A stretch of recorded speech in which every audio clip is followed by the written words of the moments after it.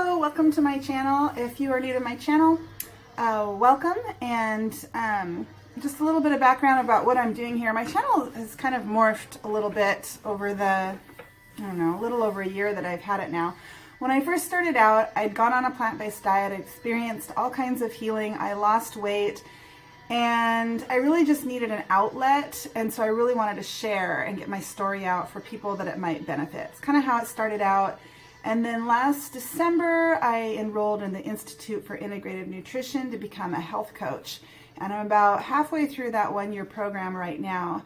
And when I was doing the orientation for that program, we were exposed to what's known as, at the Institute, the Circle of Life. And it's just taking the this rainbow circle, dividing it into 12 categories, and each category is a different component of your life's wellness.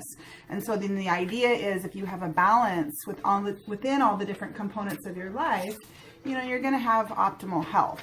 So, looking at your nutrition and looking at your exercise and looking at your career and your social life and your finances, looking at everything as a holistic approach, and looking where your strengths are, looking where your weaknesses are. And so I made a decision during the orientation that if I was going to become a health coach, it would make sense that I would, have a good understanding of where I'm at in terms of the different components of my wellness, and to try to up my game in those areas where I'm weaker. And so that's why I started the Facebook group that is known as Up Your Game. And so if you want to come over and check us out there, it's I'll link it below. And it's basically each month I'm picking a different component of the circle of life, a different area, and devising a 30-day challenge that hopefully is fun, but will help us to learn more about ourselves and to grow and to become better, to up our game. That's all it is. So if you want to check that out, you're welcome to come over and just request to join and check us out, and hopefully join in some of the challenges. So the radio is on, but that's for a reason. I wanted to show you my new radio. Cool, huh? I'm gonna turn it off now. So I went garage selling with my mom and my sister and my niece and her friend over the weekend, and I bought this little radio because I think it's really cool. It's nostalgic for my childhood. I actually have, my husband had to roll his eyes because I actually already have this radio. I have one similar to this out in the shed. And I have another, I had another one that was really cool that actually broke about a year ago, so we chucked it. I do not collect these radios. I just saw it and I just thought it was so cute and I had to have it. So I personally try not to collect anything. I've gotten sucked into that before, where I started collecting things and then people started giving me things. And then before you know it, you've got this collection that you've got to take care of and dust and display, and it just kind of, and then you want more of those things and you find yourself on eBay and so forth and going to garage sales and antique stores. And so personally, I've gotten rid of all of my collections pretty much, I think. I wouldn't really call this a radio collection. I had a moment of weakness. So if you have collections, share below. What do you collect? Personally, I try to stay away from that just because I'm trying to live a minimal life and focus on, me, my family, my husband, my life's work, and focus less on external stuff. So that's me. Anyway, so today's topic is, we're doing, this month in July, we're doing the 30-day Crush Your Fitness Goals Challenge.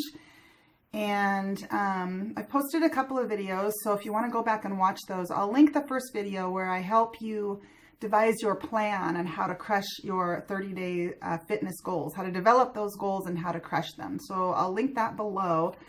But I've just been talking a little bit off and on this month about fitness, about goals, and about how to become committed to your fitness and your fitness goals.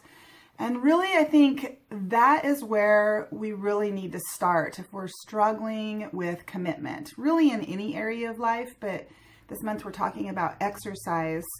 If you've always wanted to exercise, if you know you should exercise and you want to exercise and you've tried to exercise, but you just haven't been able to muster up what it takes to commit to that lifelong, long term.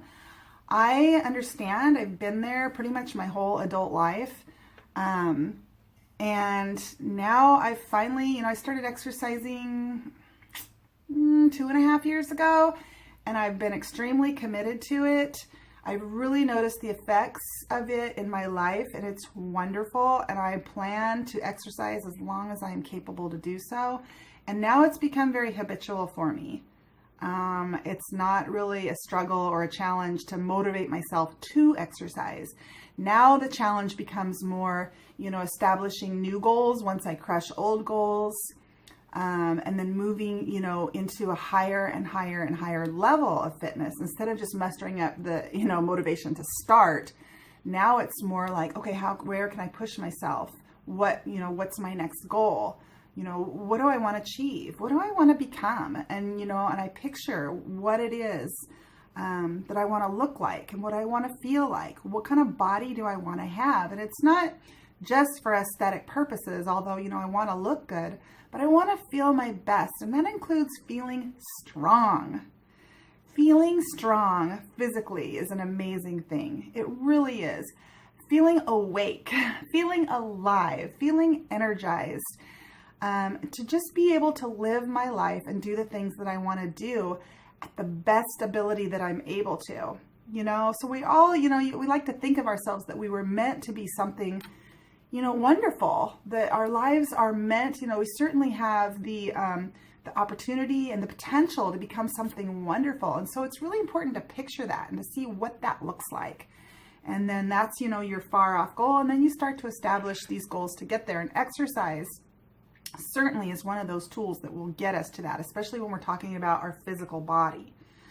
But how do we commit? And that's what I want to talk about today. How do we commit? And I have 5 things that we really want to look at, that are going to help us become better at committing really to anything in life. But we're talking about exercise this month. And so first of all, why do we want to commit? Well, we want to commit so that we can grow, so that we can improve, right? Because it's when we commit and we're consistent with anything in life, we commit to it, we're consistent with it, that's where we're going to see change, right? That's where we're going to see growth. If we just kind of dabble and here and there and kind of try and then quit for a long time and then give up and then maybe try a little bit again, and we don't have that consistency, that commitment, we're not going to see the effects, are we? And the harder, the more we persist, and the more we're consistent, and the more we commit, the faster we're going to see those changes. So commitment is key. And so if we go backwards from commitment and try to establish, what does it take? How can I commit? How can I become a person that's committed to my exercise? We begin to discover those things that get us there. And so I'll start with the first one out of the 5 that I'm going to share today. The first one, going back to the beginning. So I'm not going to step backwards. I'm going to go back to the very beginning and go through the steps that lead us to becoming good at commitment. And the very first one is inspiration. This is so important. Inspiration.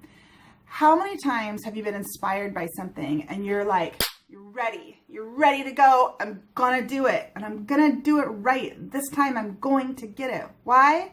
Because we were inspired. Inspiration is key. And so inspiration also comes and goes. It's fleeting. We can be totally inspired and just hyped up and ready to rock and roll.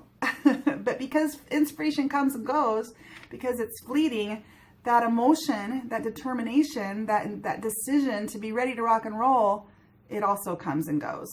So because inspiration is fleeting, it's so important that if we want to become committed at anything in life, that we have a regular source of inspiration flowing in and through our lives on a daily basis.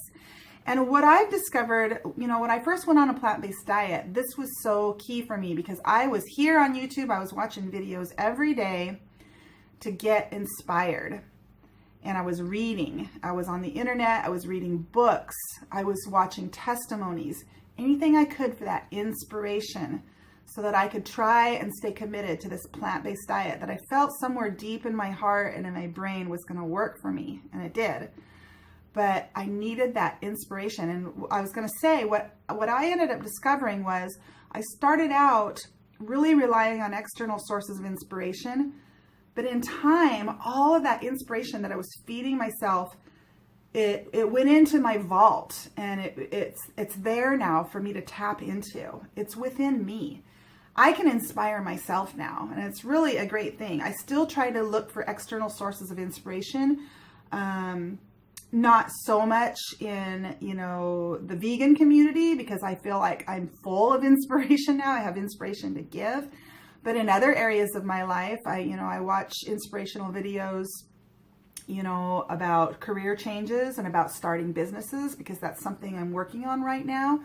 And I find them very inspirational. So that's number one, is where are you getting your inspiration, and is it coming in, flowing into your life and through your life on a daily basis? And YouTube is a great source for that. It's a great source for that. So when we're talking about exercise, there's a lot of people right here on YouTube that have, got healthy, lost weight, and committed to an exercise program like I have. And if I'm not doing it for you, if I don't inspire you, which is what I'm here to do, really, it's become my life's work to help others. It's what I've discovered in my life. It's why I'm here. It's what I was made for, which is really kind of funny and ironic, because I have never considered myself that person. In fact, I've always considered myself, don't come to me for advice. I got nothing to say. Don't come to me crying because I have no tender words. I've never been good. I've even said those words. I'm not an encourager. When I became, a personal trainer, I discovered that I sucked at it because I was not an encourager. I was not a motivator. People would say like, oh, it hurts, I want to quit. I'd be like, okay. Or they call in and say, oh, I don't really feel like coming in today. I'd be like, okay. I just wasn't an encourager. And now here I am wanting it to be my life's work. So I don't know how that happened, but it did. So that's number one, is inspiration. Figure out how you're going to get that daily source of inspiration flowing through your life. Number two is education. And these two kind of go hand in hand.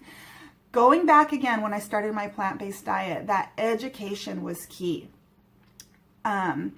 There's so much online here, and there's a lot, that will go both ways. There's, a plant-based diet is all about eating nothing but plants, no meat, dairy, and eggs. And then you've got, on the opposite end of the spectrum, you've got your, your high protein, high fat diets like your paleo and your keto and your Atkins. And you're going to find studies, you're going to find science that supports both of those for weight loss and for health. So you have to be very diligent in the education that you expose yourself to. And I expose myself to all of it. I really do. But when it comes to studies, I look at the studies. I don't look at just what the news reporter says about the study, what the people actually ate. If they're doing a study that shows, a diet low in saturated fat really has no effect on your cholesterol, and they're comparing people who eat a McDonald's sausage egg McMuffin compared to, somebody who's eating something with a little bit less fat, and they're calling this, or a little bit more fat, and they're calling this, the people who are eating the sausage McMuffin, the low fat group. If you look at that, you'll see that somebody is trying to skew these results for their own agenda. And then you can look at who funds the studies as well. And so start to get a good idea, how biased or unbiased these studies actually are. I like to follow Dr. Michael Greger. He's right here on YouTube. He has a channel called nutritionfacts.org, and he just summarizes the studies regardless of, he is a plant-based doctor and he does promote plant-based eating, but that's because he has discovered that it is the healthiest way to eat for total health. And so a lot of people say, well, that Dr. Michael Greger, he's just trying to promote a vegan agenda. Well, yeah, he's trying to promote a vegan diet because he's a doctor and he understands that it's the healthiest way to eat. So education is key. It really is. And it goes hand in hand with that inspiration, because as you educate yourself, that will be a source of inspiration. Okay, so That's number 2. And then number 3 is courage. We must figure out what it takes for each of us as individuals to acquire courage from within. And that's going to be different from everybody. I mean, I can tell you what I did, and I will, but I think it's going to be different for everybody, where you find your source of strength and courage. But it's so key when it comes to becoming better at commitment to have courage. When I first started my plant-based diet, I was tapping into inspiration and education for almost a year before I actually tried the diet because I was scared. What I was afraid of, I mean, I know what I was afraid of, but it just seems laughable at this point that I was afraid of, I was afraid I wasn't getting enough protein. I was afraid I wasn't going to get enough calcium. I was afraid that going on a plant-based diet would be poor for my health. My health already sucked. So obviously what I was eating was not helping, and how many of you heard when you were a kid, eat your fruits and vegetables, they're good for you. I mean, we know they're good for us. So I'm not really sure how I was filled with so much fear, but I was. And I think it comes down to just a lifetime of being told, you need to get your protein and you need to drink your milk and you need to get your calcium, and you hear all these irrelevant stories of people, having protein deficiency, which isn't even a thing in this country. I was reading that there's never been one documented case of protein deficiency, actual protein deficiency in this country, if it's a person that's getting adequate calories. So yes, if someone is anorexic and they're starving themselves, they can have protein deficiency.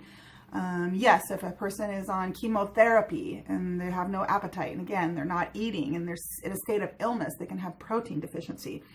But if you're eating an abundance of foods from a plant-based diet, it's impossible to have protein deficiency. I've had people tell me that they had protein deficiency when they were vegetarian, and I don't buy it. I think that they probably just had a doctor that didn't know what they were talking about if they actually told them that they had a protein deficiency and gave them a protein infusion, which is what this person told me. I think that's messed up personally. But anyway, getting back to courage, what I did was I'm a person of faith, and I asked God to give me courage. God, will you give me courage? And it worked. I was given courage. I really wanted to start this YouTube channel, and I had a really bad case of stage fright, a really bad case of speaking in public, but I really wanted to get my life-saving message out. I wanted to share it in the hope that it could help somebody. And I just really wanted to start this channel, but my self-talk was thus: you'll never start a YouTube channel. You can't start a YouTube channel. You would be terrible at a YouTube channel. You would just freeze if you pressed record and tried to do a YouTube channel. So I asked God for courage, and if you go back and watch my oldest YouTube videos, you'll see how scared I was back then and how far I've come. You also see how much plumper I was back then. I was about maybe a year and a half plant-based at that point. I can't remember. No, I think I started sooner than that. I don't remember anyway, because I think I did a video of my 1-year anniversary of being vegan. So I think I started maybe 9 months into being plant-based. Anyway, courage. Find out a way to muster up courage. It's within each of us. It's there. It's there. You just have to figure out what it takes for you to be courageous. And when it comes to exercise, sometimes, oftentimes, all the times, in order to start and in order to stick with our exercise, it does take courage and strength. Okay, so I'm going to move on to number 4, which is organization. So going back to my, my first video where I talked about crushing your fitness goals, this 30-day challenge we're doing, I did a whole instructional video. It's a whole homework exercise on how you can sit down and figure out your agenda, your plan, your organized plan for starting and committing to an exercise program for 30 days and crushing your goals, developing goals and crushing your goals. Organization is key in life. It really is. Without it, as adults, we can become so stagnant in life and just where we are and just doing kind of the minimum, to get by with the life that we have instead of growing and moving forward with other things that we want to accomplish. And for me, back in, I think it was March, maybe April, I don't remember. I did, you know, a 30-day miracle morning challenge, and that's just been so implemental in my life because it's helped me to become organized. I get up every morning. I go through, you know, a set of things that I do. Not every morning. I don't do it every morning. I shouldn't say that. I try to. But most mornings I at least do a few of the things in my miracle morning. One of the things I try not to skip is my action steps, my to-do list, my what am I going to do list. What am I going to do today? And it's usually 2 or 3 things that I need to accomplish, you know, with that big vision in the distance, my life's goal, or, you know, my main goal that I'm doing right now this year, which is, you know, getting certified to become a health coach. So what am I going to do today? Take those action steps. So you have to understand that without this organization, you're not getting the action steps done. So what I'm going to accomplish in this year, it will take me a year because I'm organized, because I'm getting stuff done every single day. You know, looking back on before I started the Miracle Morning, what I'm accomplishing this year would have taken me, well, it did. It took me 47 years.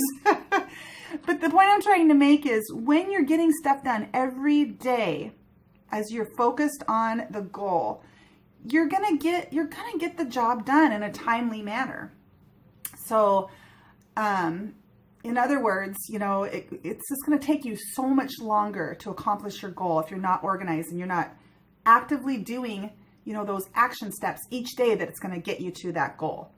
Okay, so when it comes to exercise, it's the same thing. And so that's why we developed that plan. Who am I going to exercise with? Where am I going to exercise? What am I going to do? How am I going to do it?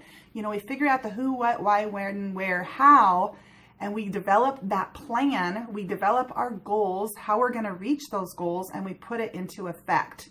That organization is key. And that leads me to my 5th step to commitment, which is action steps. So we can do all of this. We can be inspired, we can be educated, we can have courage, we can get organized, but without the action steps, we're doing nothing, right? We've got to actually do the thing that we need to do, which is, we're talking about exercise. So we need to go out and we need to then do it. We need to do those action steps. And again, having this foundation, the inspiration, the education, the courage, and the organization is really going to set you up for success. Will you fail? Yes, but that's okay. Again, we talked about this in my last video. When we fail, we give ourselves positive talk. We look at what our strengths were in that failure, what our weaknesses were in that failure, how we can improve, what we learned. That is so key. We congratulate ourselves for trying. You know, congratulations, you made an attempt, and now it's time to recommit and try again. It's okay to fail. There are lessons to be learned. Failure is a gift. It's a gift. So when we set out with good intentions and we fail, that's not the time to say, oh, I tried, I give up, I can't do it. That's the time to say, good job. Good job for trying. Congratulations. What did we do that wasn't so good? What can we learn from that experience? And now it's time to recommit and try again. And you may have to fail and try again many, many times. I talked about this before, how high achievers all throughout history, if you go and you study high achievers all throughout history, there were many failures before they actually succeeded at what they were trying to do. You know, Michael Jordan is one that you hear of a lot. A lot of athletes actually, you know, went through a lot of failures before they became, you know, the best at what they do or very good at what they do. It's like anything in life. It takes practice. If you want to learn how to walk as a kid, you've got to get up and fall down and get up and fall down and try again. If you want to learn how to read, it's the same thing. It takes practice. It takes those action steps. And then, you know, the more we practice at anything, the better we're going to get. So those action steps in exercise, it's okay to fail. Just know that right from the beginning. I'm going to fail and that's okay. You know, I'm going to wake up one day and I'm going to decide I don't want to exercise today. That's going to happen. And that's okay. And when that happens, I'm going to learn from that experience. You know, what can I do to set myself up for more success? And then I'm going to congratulate myself and I'm going to recommit. Okay? So I think that's it for today. And my next video is going to go a little bit more into depth into one of these areas that help us to reach commitment and achieve growth. So stay tuned for that, for more inspiration on how to crush your goals during this 30-day challenge. All right. Thank you for watching.